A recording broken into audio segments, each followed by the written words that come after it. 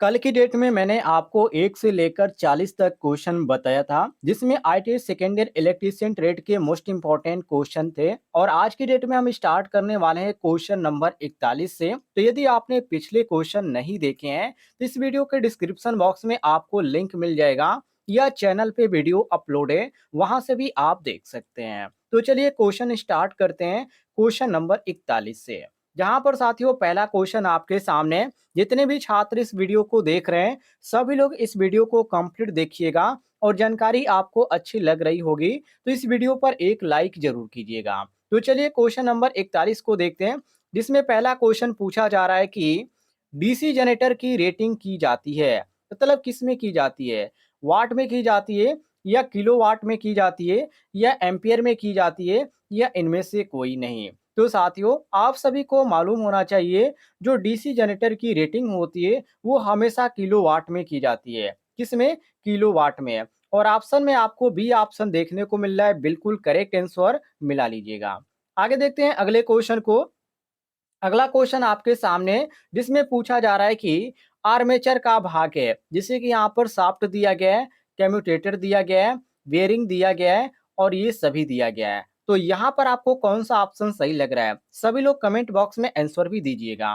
तो यहाँ पर आपका सही हो जाता है ऑप्शन नंबर बी, बिल्कुल करेक्ट आंसर, जिसको साथियों कम्यूटेटर बोला जाता है। यह सॉफ्ट भी आप कह सकते हैं, क्योंकि आर्मेचर का जो भाग है वो सॉफ्ट भी आता है, बेयरिंग भी आता है। तो हम कह सकते हैं कि इसमें जो हमको ए बी और यहाँ पर सी ऑप्शन देखने को मिल रहे हैं, ये सभी ऑप्शन क्या है? बिल्कुल सही है। इसलिए हम मारेंगे ऑप्शन नंबर डी, बिल्कुल सही है ये सभी। चलिए आगे देखते हैं अगले क्वेश्चन को। अगला क्वेश्चन आपके सामने है साथियों, जिसमें पूछा जा रहा है कि आर्मेचर में वाइंडिंग के लिए बनाए गए खांचे कहलाते हैं स्लॉट, या वाइंडिंग ट्रे, या वेब, या इनमें से कोई नहीं? तो साथियों यहाँ पर आपका जो सही हो जाता है वो ऑप्शन नंबर ए सही हो जाता है, जिसको स्लॉट बोला जाता है। ये ऑप्शन साथियों आपका क्वेश्चन के अनुसार बिल्कुल करेक्ट आंसर हो जाएगा। सभी लोग मिला लीजिएगा। आगे बढ़ते हैं अगले क्वेश्चन को देखिए।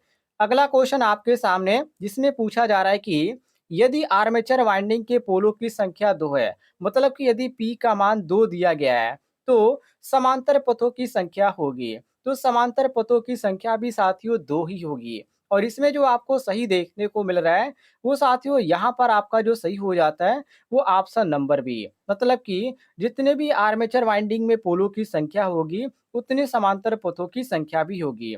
इसलिए साथियों यहाँ पर हमारा सही हो जाता है ऑप्शन नंबर बी, बिल्कुल करेक्ट आंसर। आगे बढ़ते हैं अगले क्वेश्चन को देखिए।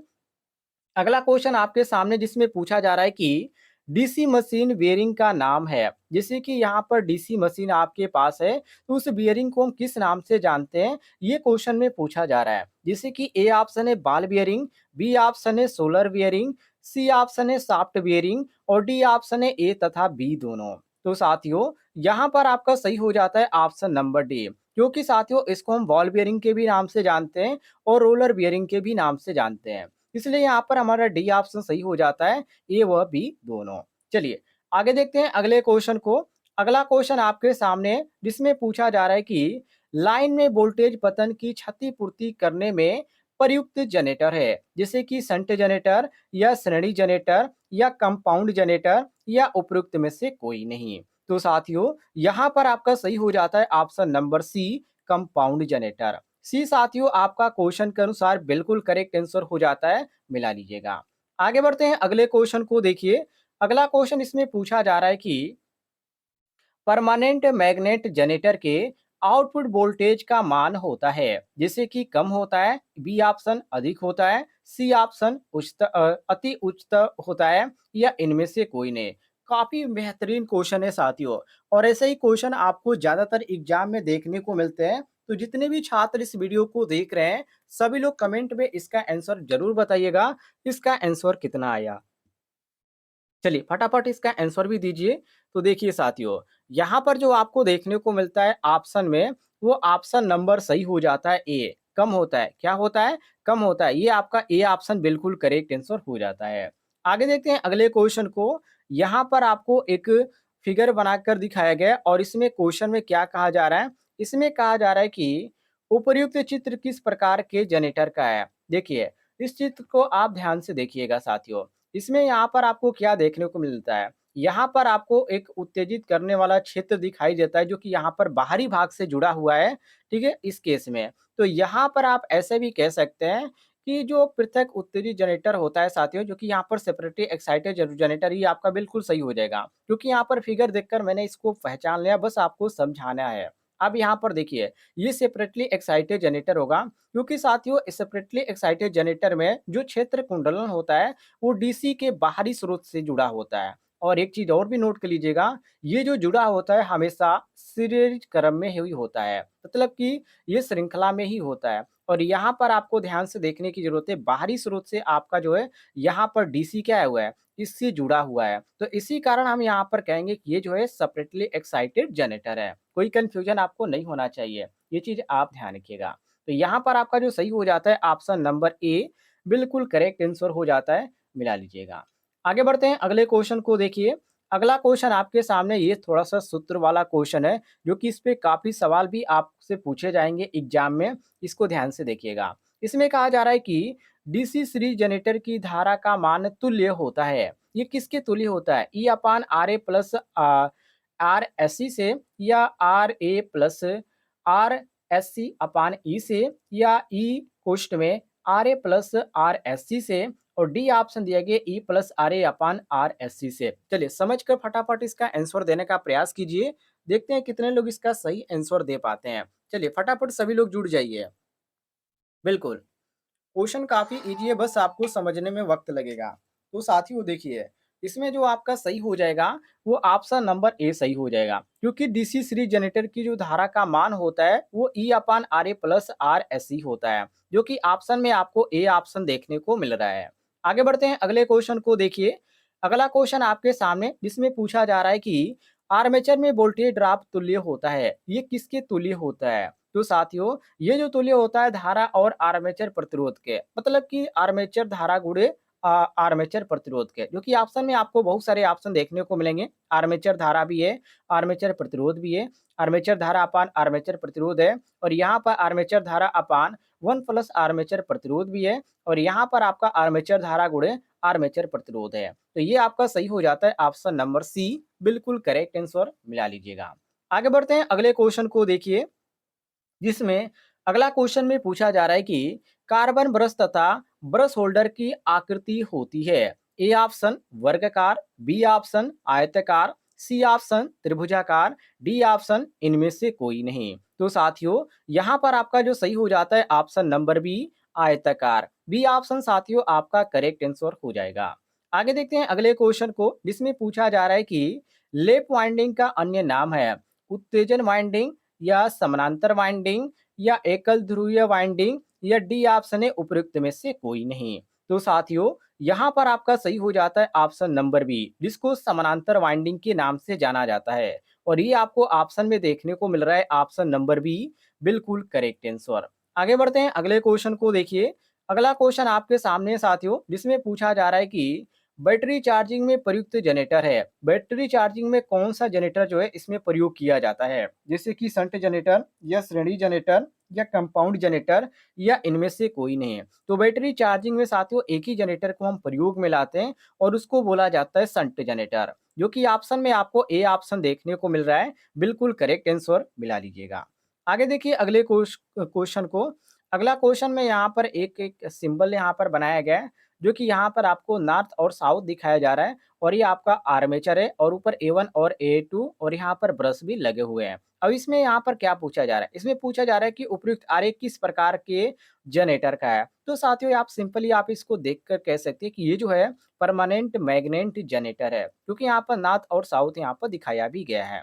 और ऑप्शन में आपका ए ऑप्शन जो दिया गया है, ये बिल्कुल करेक्ट आंसर हो जाता है, मिला लीजिएगा। आगे बढ़ते हैं, अगले क्वेश्चन को देखिए।